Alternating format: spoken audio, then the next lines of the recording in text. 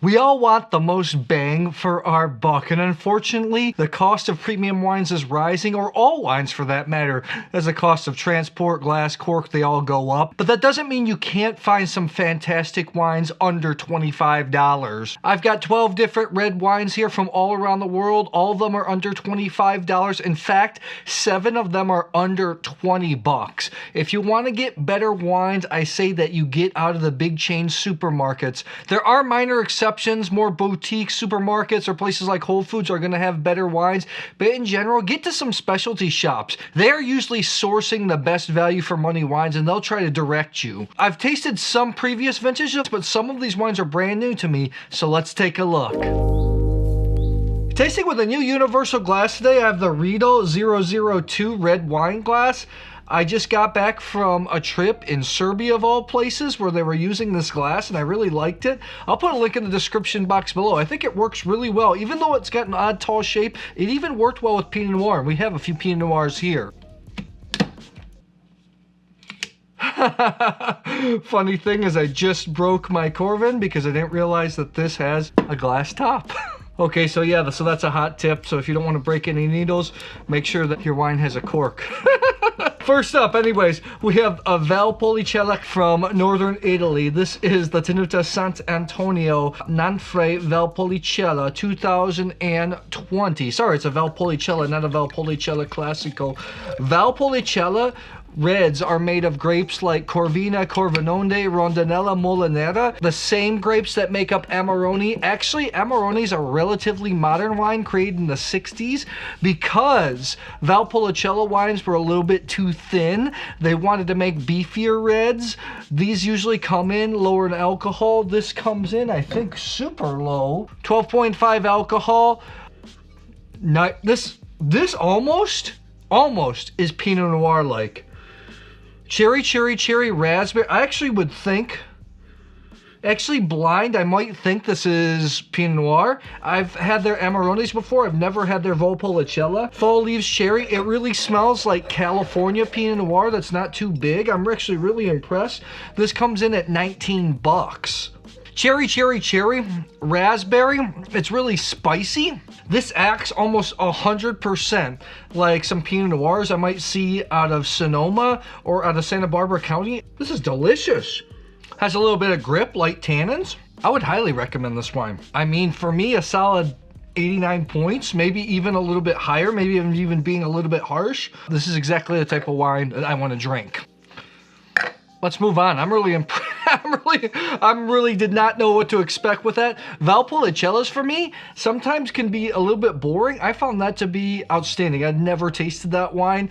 Another wine I've never tasted before. This is the Union Sacre. This is Pinot Noir 2022. It's from Monterey County, cool climate region in California. That's where they source the grapes from, although this winery is in Paso Robles, California. Paso Robles, whatever you want to say. They focus on Alsatian varieties, more white varieties, but also there is Pinot Noir and Alsace. Got a screw top. I'm not opposed to screw top. In fact, I prefer them, especially for fresher wines. Oh, I wrote down here $23, not $24. Let's take a look. Looks a little bit darker for Pinot Noir. Let's take a look. It's really hard to find high quality Pinot Noir in the sub $25 range. Pinot Noir is a difficult grape to grow. This is so funny. If we switch that Valpolicella smells and tastes more like Pinot Noir, this does not. Okay, never mind. It just smells like a beefier Pinot Noir. More cherry. Doesn't have the fall leaves, some crushed rock type notes. Richer. It doesn't have like all the subtle nuances I want in Pinot Noir. It just smells like cherry, cherry, cherry. This is the type of wine for people that are drinking more of those really cheap supermarket Pinot Noirs that are a little bit concentrated, even, or maybe a little sweet, a little oakier. This has more nuance. This is maybe how you want to transition them into better wine. I think on the back end, the complexity is actually really good. It's got sweet fruit flavors, but not overly sweet. It's got length here. I want a little more nuance for me to push it to 90, but I think 89 points, I think it's actually very good Pinot Noir. And to get an American Pinot Noir at that kind of price point, that's unheard of. They sent me a lot of wines. I'm excited to taste a lot of those wines. Let's move on to another Pinot Noir here. The Stoller Family Estate, Willamette Valley. Willamette, yes, I know, people. I love mispronouncing Willamette Valley to see how upset people get in the comments. 2022, this comes in at 24 bucks. I just poured the 2021 for my European friends. I always bring American wines to Europe for my European wine writer friends to taste. They were really amazed. Consistently, I think this is a wine that punches way above its price point. In Oregon, Stoller has one of the largest single blocks of Pinot Noir in Oregon, maybe the largest. Let's take a look. 2021 actually blew people away. People were wanting to know how much it cost. Let's see what 2022 holds. Definitely Pinot Noir. So funny, the Valpolicella was the lightest out of these. Even smelled a little more Pinot Noir than the two real Pinot Noirs I have here. Raspberry, Cool Whip. This has a lot of fall leaves type flavors. Cherry. This has a little more power. It builds on the back end. Has a touch of tannins where the first two wines are a little subtle. This is where you're starting to move into more serious type of Pinot Noir. Has a little bit of grip. It's really good. And I'm not tasting it even out of a full Pinot Noir glass. I'm 90 plus on this. I think it's really good. I still think, even though prices are rising, that Oregon, when you're in the $25 range, Pinot Noir hits the sweet spot. As you start to get more expensive in Oregon, they can be good, but sometimes they start to be a little too concentrated. I think this is excellent wine. Just really good wine. Really good wine. I like it. I like it. Let's move on. Moving on to one of my favorite grapes, Sangiovese, a grape you know I love. This is the Noelia Ricci. This is the Il Sangiovese, Sangiovese Pradapio, 2020, 22 bucks, 100% Sangiovese from Emilia Romagna. Actually, where Sangiovese is from. Pradapio is a wonderful village. I was just there earlier this year. It's sloping. It's the border of Emilia Romagna where it starts to go up and go into Tuscany, so there is more mountains. I love this producer.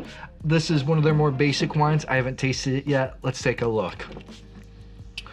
I didn't break it this time. Sangiovese just offers tremendous value for money. The number one wine for Wine Spectator's top 10 wines of 2023 was actually a Sangiovese, was a Brunello di Montalcino. I think Emilia Romagna is a place where you can get value. They used to be known as maybe either more watery or more oaky Sangioveses, but really they're starting to improve a lot. This smells like Sangiovese. Sour cherry, sour cherry, sour cherry. A little bit of pepper. Almost this like mahogany wood type flavor. It's not too oaky, but it just reminds me, I used to have a Martin D15, an all brown guitar. Smells like mahogany. I used to like smell the sound hole a lot because it smelled great.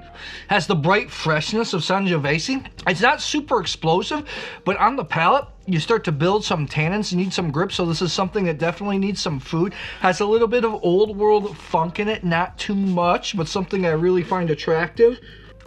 Excellent. For me, 90 plus on this. I think it's very good, 22 bucks. Something worth seeking out. It's small producer, great label. Next up, we have a region which I think offers a ton of value. Rioja. Rioja in Spain, right in the northern border between France. Made of grapes like Tempranillo, Graciano, Mazuelo, Garnacha, even a little Cabernet Merlot. Tempranillo is the dominant grape. This is the Rioja. Vega is the producer. This is the Crianza, so it means it's aged for a couple of years. 18 bucks. Funny thing is, I judged in Mundus Vini a couple months ago. Only judging at Mundus Vini for 2 days. I was in between trips. I was shooting a video in Georgia. I flew to Germany to judge Mundus Vini for a few days, and then afterwards I flew to Korea to judge a wine competition. And this producer submitted samples, and I was on the Spanish panel, and apparently I gave some of these wines a gold medal. Well, I don't know. Let's taste it here in real time. 2020, 18 bucks. Spain is a country that just produces wines that punch way above its price point. I actually wish I spent a little more time in Spain. Hopefully next year I'm going to. Although I went there a couple times this year, which I was happy about. Riojas can have this kind of predictable flavor, just a touch of sweet wood because they do use American oak. Let's give this a go here. Tobacco, cherry. It's like woody, but not too much, but a little bit of mocha. It's kind of similar to the Sangiovese, whereas the Sangiovese had more sour cherry flavors. This has more black cherry type flavors. This is quite refined. For an $18 wine, sometimes Riojas can be clumsy, a little bit rough in this price point. I wonder if this get a gold medal. I just got the Mundus Vini magazine here with all the results. I have to look up. I wonder if this vintage was in it. I'm 91 points. Rioja sometimes can be overly matured for a lot of palates. This has a touch of maturity, but yet it has fruit. I think it's absolutely a steal, 18 bucks. All these wines so far, more medium bodied, more juicy wines, wines that bring me a lot of pleasure. A lot of times more expensive wines are wines that are meant to be aged, especially red wines, and they aren't as approachable, aren't as enjoyable young. This is the type of stuff that I mostly want to drink. This kind of stuff right here, great value for money, red fruited, juicy. I think that is a buy. They sent me a lot of wines to taste, and I'm excited to taste all of them because I don't know that producer very well. We're moving on to a wine I know, although I haven't tasted the vintage. This is the Madrevite Opra. This is a Gamay del Trasimeno 2021. Gamay del Trasimeno. Trasimeno is a lake that borders Tuscany and Umbria in the center of Italy. Even though it says Gamay del Trasimeno, it's not Gamay. It's actually Grenache. When I went to the Anteprima of Trasimeno 2 years ago, this is the producer that stood out, and this wine exactly, a previous vintage, is a wine that I drank a lot of at dinner. There were a lot of different wines out. I tasted everyone, and finally I just settled on this one. Their top wine did really well in a Grenache blind tasting video I did earlier this year. 22 bucks.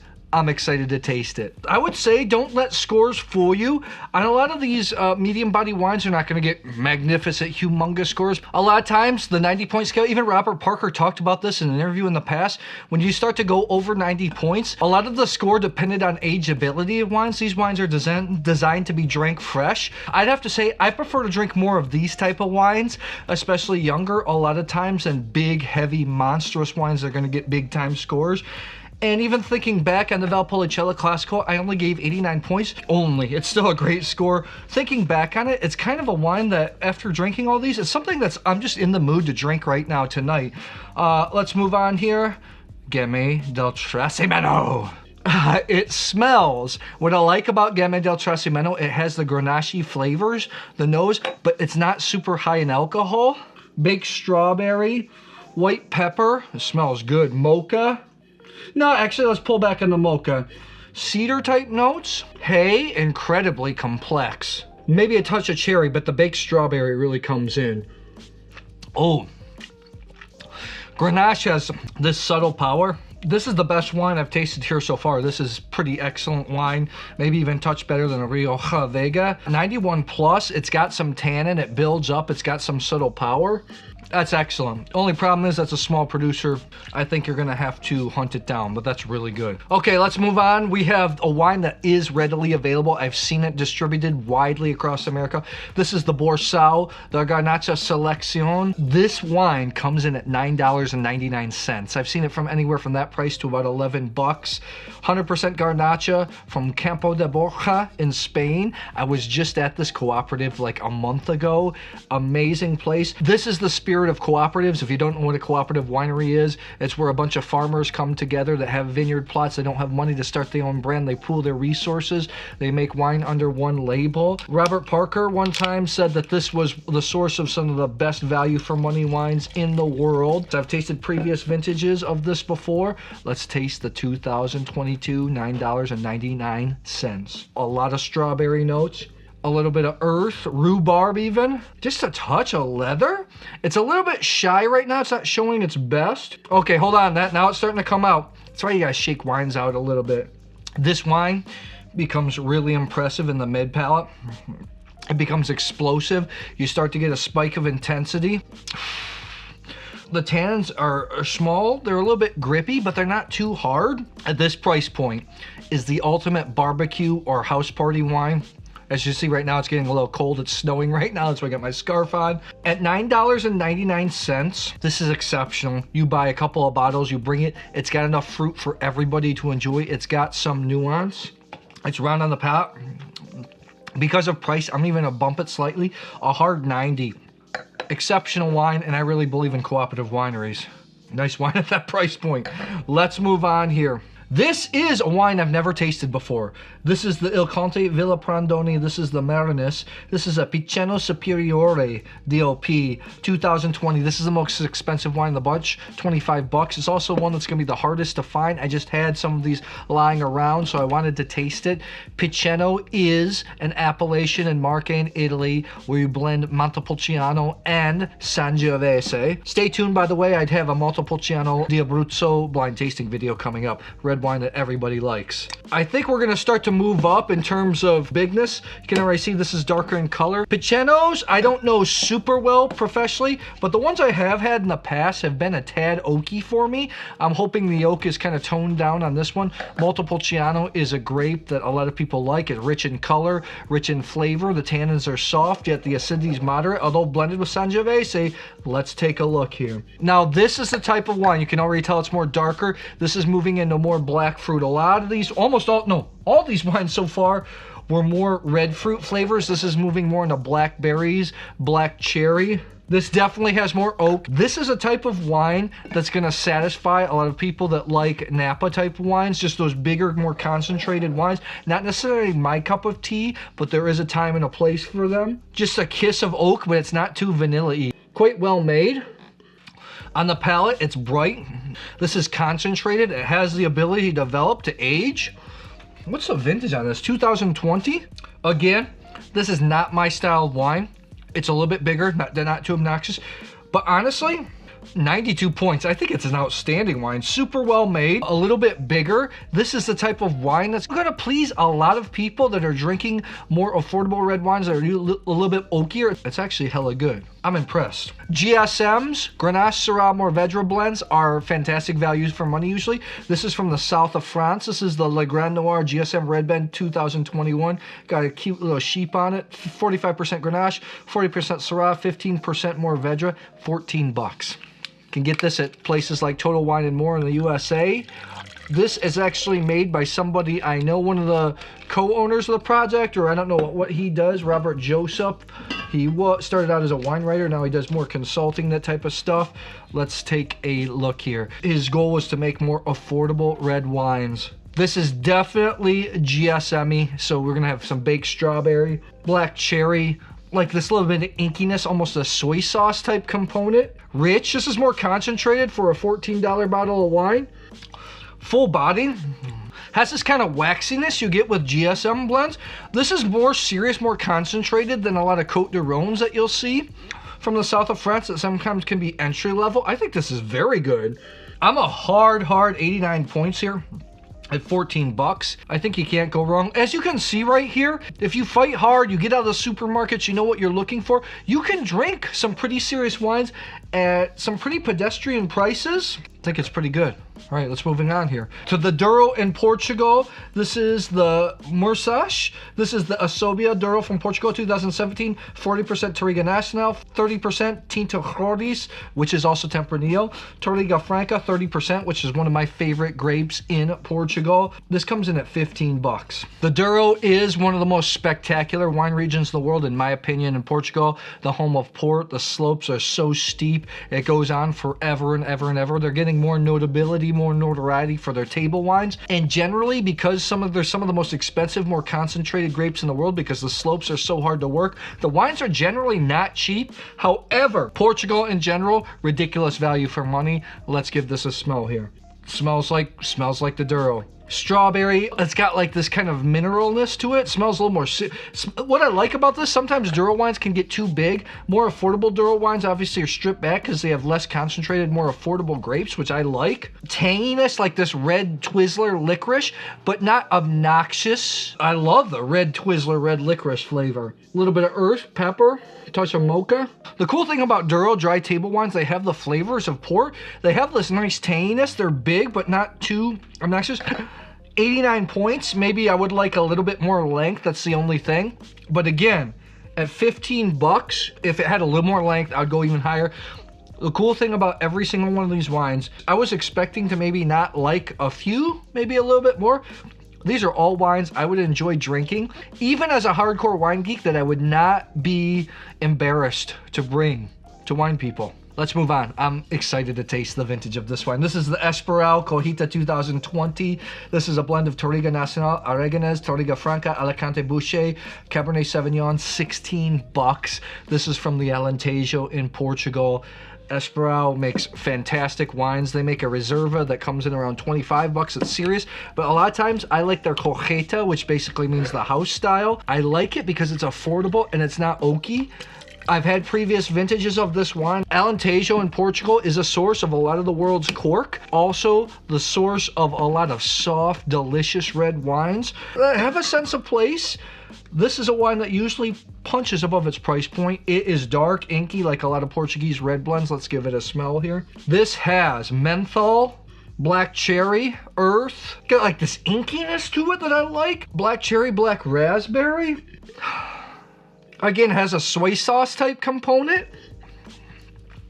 Wow. It's darker. I'm more akin to red fruit flavors, so I liked up front the Asobio a little bit more. But on the back end, this wine is very nice. It has a little spike of intensity. You have a little bit of a finish. If I could put together the red fruit flavors of the Douro, the wine before, with the finish of this, we'd have really a blockbuster. This is why you maybe sometimes don't always listen to scores. It's about people's preferences. I prefer to drink the Douro wine just a tad more. However, I think this is a better wine, a little more tannin, there's script, there's structure. I'm 90 on points on this, and to get a $16 bottle of wine for 90 points, I think it's worth checking out. That's why Portugal is so special. Not bad. Moving on, we're moving down under. The last wine, maybe the biggest one. This is from Barossa Valley in Australia, home of a lot of old vine Shiraz. This is the Three Rings 2019 Barossa Shiraz, 17 bucks. Of course, it's Australian wine with a screw cap. Don't hate, because I don't. I love screw caps. Wines also age really nice. Barossa is cool because Barossa, there's a lot of ungrafted vines there, a lot of old vines, concentrated wines. Now, not necessarily always my style. That's not what I always want to go for. However, once in a while, I am missing the Australian Shiraz-y, jammy type flavors. Australian Shiraz is a style of wine that actually turned me on to wine way back in the day. Now, this is Australian Shiraz to a T, and this is explosive. It's got peppermint, it's got black pepper, it's got black cherry, it's got mocha. Actually smells great. It's got the typical Australian Shiraz-y flavor. It's dark. Nice. This is going to be somebody for the bigger, the bolder. It has a touch of wood, black fruits like crazy. That menthol and peppermint type flavor is really unique. I generally give Australian Shiraz to people that like fruitier wines or more novices, more people that aren't as experienced in wine, because the fruit can just be enjoyable for a lot of people. 90 plus on this. For 17 bucks, I don't think you can go wrong. As you can see here, you can get a lot of enjoyable wines in the under $25 price point. That's why I picked all these wines. Tell me, what are some of your favorite wines under $25? Leave it in the comments below.